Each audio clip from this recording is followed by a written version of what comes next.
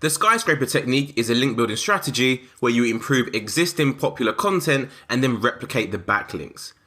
This works extremely well as we're going to be creating content which we know is already popular, and then reach out to those websites linking to the original content and then ask them to link to our website too. So this works good for two reasons. The first is that we're creating something we know people already link to, so the whole process is valid and already verified. And number two, we're reaching out to the same people who have already shown interest in linking to similar content. So the chances of them linking to your new content is going to be quite high. Essentially, this tactic builds on the natural human tendency to be attracted to the best. So there's 3 steps to the skyscraper technique. The first step is you want to find a relevant piece of content with tons of backlinks. The second is you want to create something that's way better. And the third is you want to ask those linking to the original piece of content to link to your superior content instead. So let's go over to Google now and I'll show you how we can find a piece of content with tons of backlinks in your industry. So I'm now over on Google, and for the purpose of this training video, let's imagine I own a fitness blog which specializes in how to lose weight, weight loss plans, diet tips, and so on and so on. So the whole blog is focused on weight loss and how you can improve your overall health. So what I want to do is find some content which is extremely popular in my industry and has lots of backlinks. So to find the articles with the most links, you want to search for one of your keywords, but you want to go for your most broadest or your most short tail keyword. So in my example, I could go for weight loss, or you can even go for how to lose weight. Notice how I'm keeping both of my keywords really broad, and I'm not going for how to lose weight for men's over 50. We don't want to do that, because when you go too specific, what actually happens is Google returns you fewer websites, and these websites are typically less popular, meaning they have less backlinks. Now remember, the main aim here is to find popular content that has the most amount of backlinks. So what I'm going to do is remove for men's over 50 and simply search for how to lose weight. And as you can see, Google has returned 949,000 different search results to us. So let's scroll down and have a look at some of these results. In position 1, we have 12 tips to help you lose weight by NHS. We have start the NHS weight loss plan. We have how to lose weight, top 18 simple tips. We've got how to lose weight fast, 10 smart ways, tons and tons of articles. You can even go on page 2 to find more article ideas as well. As we've gone for a broad keyword, literally the first 5 pages are all going to be relevant. We've got how to lose weight fast, 14 ways to drop 5 pounds a week, and so on and so on. So essentially what you want to do is go through page 1 and page 2 and find an article which you believe is going to be popular based on the title name.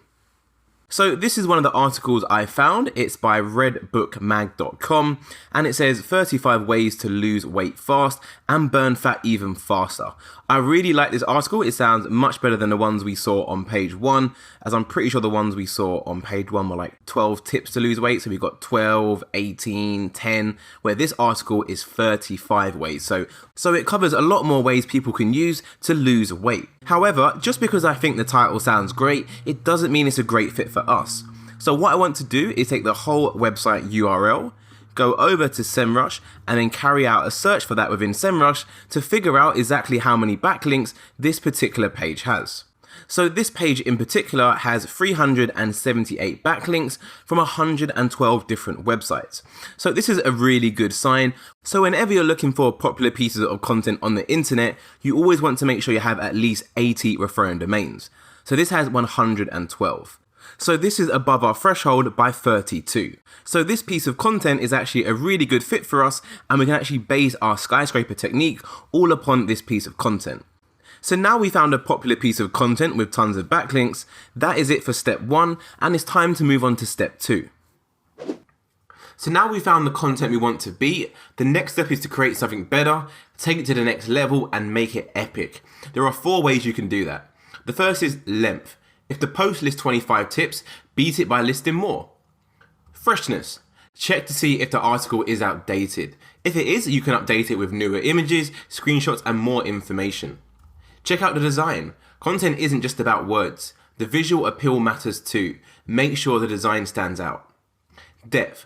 Don't just list out things. Fill in the details and make it actionable. That's all good advice, but don't fall into the trap of doing things just for the sake of it. For example, adding 25 mediocre tips to an existing list of 25 excellent tips isn't going to be an improvement. Sure, your new version might be lengthier, but it's not adding any real value. It's the same story for other improvements too. Adding a few low quality illustrations isn't going to add way more value to the article. Nor is creating a more up-to-date guide to, say, changing an oil in your car, something that hasn't changed much over the years. Bottom line, always think through whether improving any of these aspects genuinely adds value. So let's head over to the article we found earlier and just see how we can improve it to make it even better.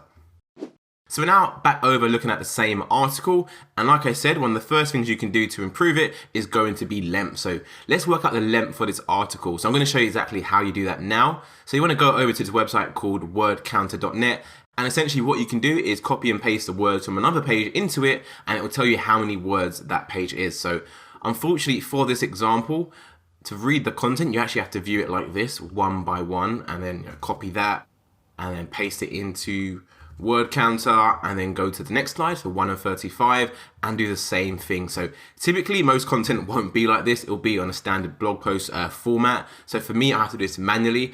So I'm not going to sit here and do all 35 of them. I don't want to waste your time and bore you, but essentially you get the idea. You want to figure out how long the content is and see if you can make yours a little bit longer and more up to date. So an easy way you can do that is, like I said, in this list, this talks about 35 ways to lose weight fast.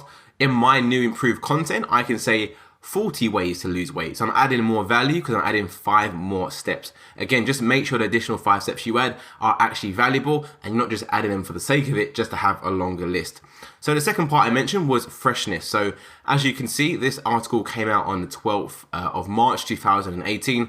We're currently in 2020, so 2 years ahead of when this came out. So there could be a lot of new information we can include in our article, which wasn't available when this person published the article. The third thing was design. So personally, I'm not a fan of the design of this page. It's kind of like you click on a page to read the article and just sliding through one little section. The whole page isn't about this. So in my personal opinion, I do believe we can improve on the design of this page for our content. And the fourth part was depth. So again, just going through the content, so we can see there is actually a bit of depth to this content. The reason I say that is because they don't just list start meal prepping. They give you a bit more information about meal prepping, how it works, and the all ins and outs of it. So again, we probably can't improve on the depth that much. However, saying that, some of these are very broad. Talk to your doctor, and we have like 4 or 5 sentences right here. And then we have love your body, again, very short. So potentially we can actually improve on the depth as well. So now we've covered how to improve the content, it's time to move on to the next step.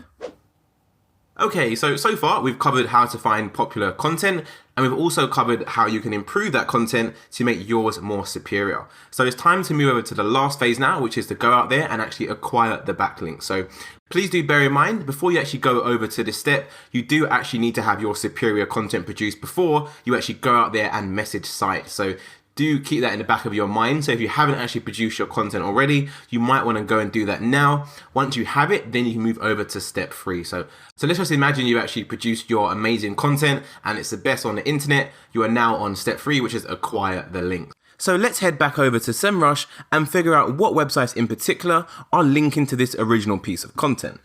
So this is the content we have originally. So all we need to do is plug this into SEMrush, which I've already done, and then go over to the backlinks to see all the websites which are linking to this piece of content. So as you can see, we have 378 backlinks in total. However, at the moment, we have links per referring domain set to all. So what we want to do is change that to 1, just to be sure we are seeing 1 link per domain. That has now dropped to 112. And of course, we only want to see the backlinks which are do follow. So let's go ahead and click follow. That 112 has dropped to 95, which is still above our threshold of 80. So all things are still looking really good. So you can review all the links here and see what's going on. However, what I find is a lot more easier is if you actually export all these backlinks and then delete the columns you don't actually need. So let's go ahead and click export up here on the right hand side. We're going to go for Excel, and this is going to download all of this backlink information. So let's go ahead and open this file.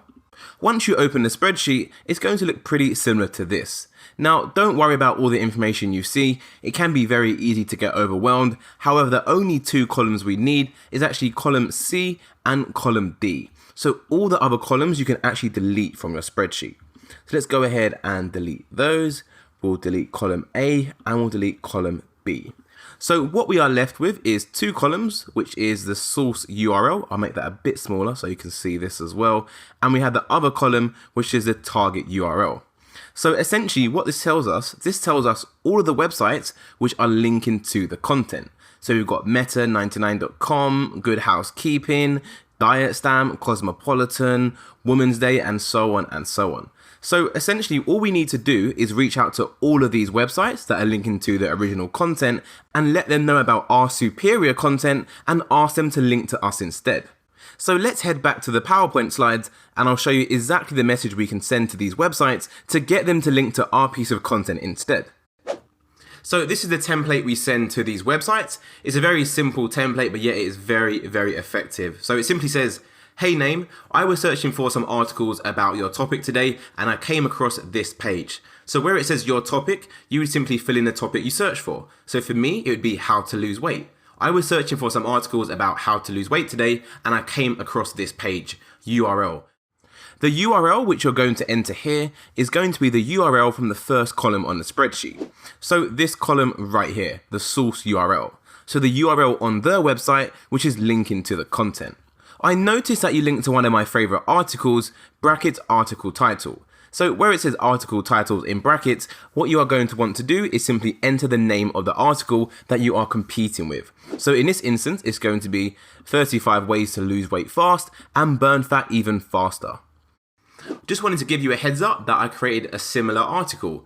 It's like the name of article. So again, the same article we mentioned above, but more thorough and up to date. URL. This URL will be a URL to your new improved superior content. It might be worth a mention on your page. Either way, keep up the awesome work. Cheers, your name. So as you can see, I'm not too forceful at all in this email. I'm quite laid back. I'm just letting them know that I found the article on the web. It's a really good article.